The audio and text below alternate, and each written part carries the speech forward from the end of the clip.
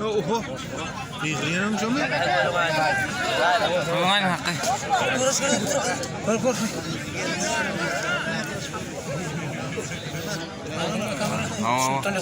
Ya.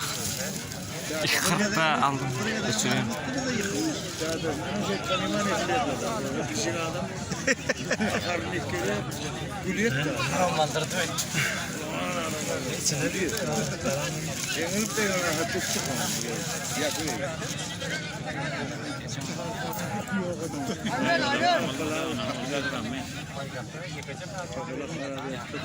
Yedim ben mi?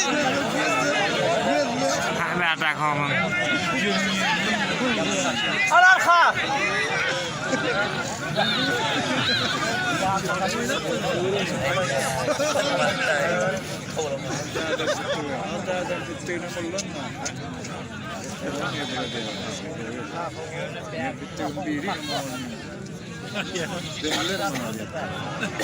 Ay.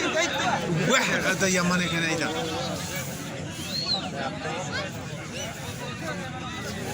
Batik.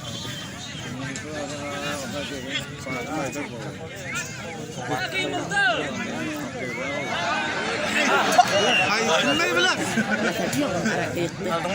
Rarati. Hava ay. Vah! Ay, gezmeli ayıyorsun. Kaçın meteke. Beycana. Aydan.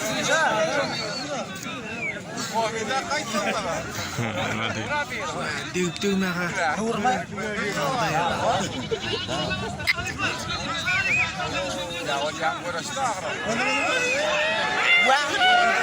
Al teyzeni. Mammal diyelim.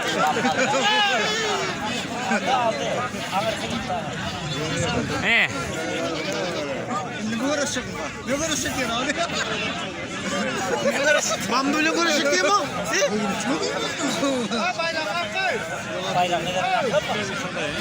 Yine metrika oynadı. 10 minut dedi.